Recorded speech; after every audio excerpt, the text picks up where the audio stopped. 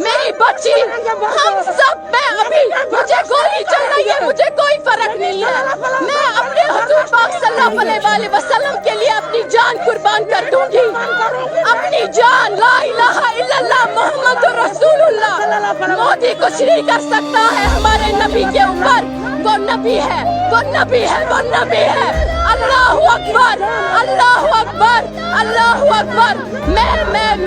मैं मेरा कत्ल कीजिए, मेरे खून से उनका नाम लिखिए, मैं किसी से नहीं डरती हूँ।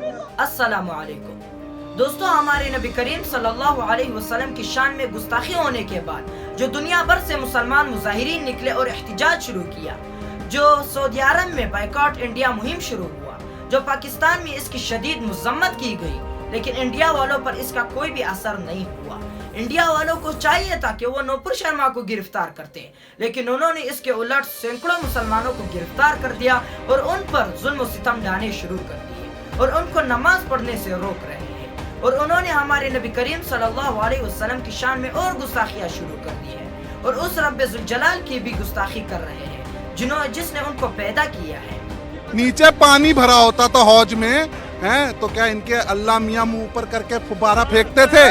तो भाई मैं तो इनसे कहता हूँ कि तुम्हारे पूर्वज जो थे वो सब हिंदू थे, तुम्हें जबरदस्ती कन्वर्ट किया गया।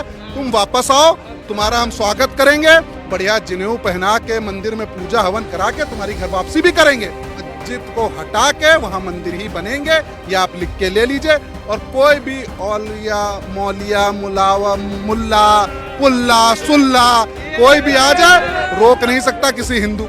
गुस्ताखे रसूल का अपमान। अरे कोई अपमान नहीं है, ये झूठ बोल रहे हैं, किताबों में लिखा हुआ है, जो चीज लिखी हुई है किताबों में, अपमान कहाँ से हो गया? अपनी किताब बदले या फिर को धमकियां मिल रही है, ये तो ऐसे ही देते भाई, इनका काम है धमकियां देना। उसने सही बोला है। जय जय। दोस्तों, ये तो मैंने आपको बुनियादी क्लिप्स दिखाए हैं। अगर आप इंटरनेट पर सर्च करेंगे तो इस तरह के हजार हिंदू हर दिन हमारे नबी करीम सल्लल्लाहु अलैहि वसल्लम की शान में गुस्ताखी करते हुए नजर आएंगे और हमारे दीन इस्लाम पर तनकीद और एतराज़ात करते हुए नजर आते हैं। और ये जो हमारे हुक्मरान है जो इस वक्त इक्तिदार में है, इन्होंने इक्तिदार के पीछे अपने ईमान को बेच दिया है। बजाय इसके कि ये कोई सख्त से सख्त एक्शन लेते, वो ये काम करते हुए नजर आते हैं।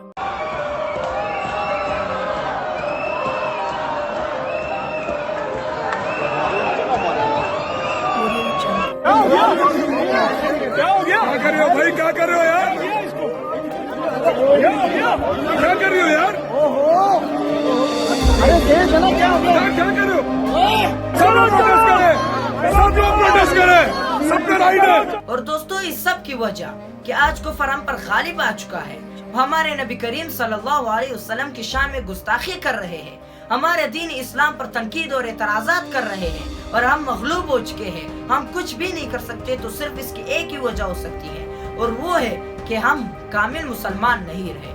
क्योंकि अल्लाह ताला कुरान मजीद में मुसलमानों को फरमाते हैं कि गलबा तुम्हें ही हासिल होगा बशर्ते कि तुम कामिल मुसलमान हो।